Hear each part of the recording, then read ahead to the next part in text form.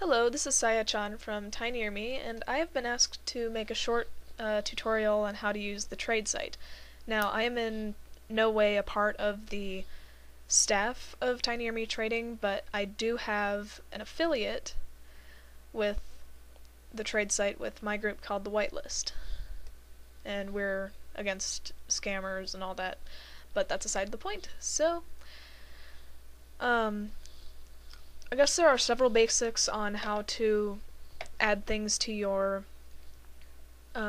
trading list. So you can go to, well, this is after you get your account on here.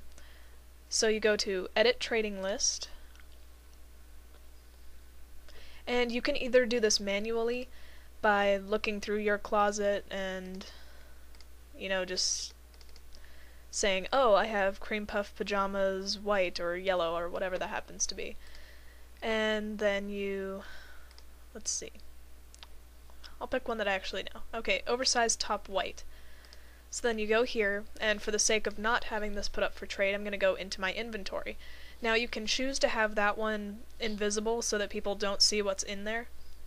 And I usually use it for items that I like, but I may want to trade later on. Then I can just, switch it from category to category. So what you can do is oversized top, and then in parentheses you put the color. Now if you have more than one, you look at how this is put down here. You put 2 times or 3 times or whatever number rather than times 2 or times 3, because that will not work. So let's go 4 times, well, X is times, if you didn't know that. And then you press Add New. And you look at the report and it says 4 times oversized top white, success. Now if you get something like an error, you have to possibly search for the item and see what color it actually is, or you may have to check your spelling. And it has a little notice up there. Then you go back to your list, and you see the 4 times oversized top.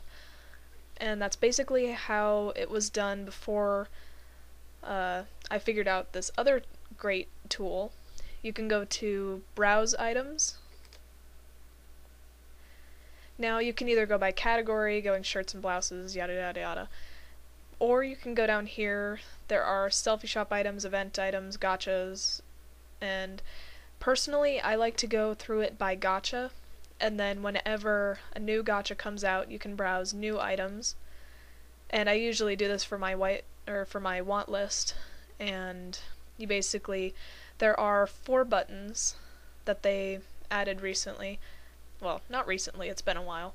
So the blue one is for your have list, the pink one is for your want list, the gray one is for your don't want list, and the I is for inventory list.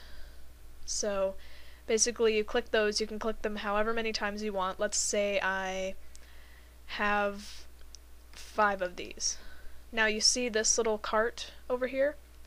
This is a very, very crucial key. So after you got all this, you go into View Cart, you go to your item, you can either tag it, and depending on what category you put them in, you're going to have more tabs, such as swap only, that kind of stuff. So let's mark it as, I like that. And then for this part, you don't have to update. Updating is for items you accidentally put in there and you don't want, so you just press the delete button and then you update that. But if you just tag it, you can click the proceed button. Your items have been successfully added to your list. Now this is something you absolutely have to do before you exit the site.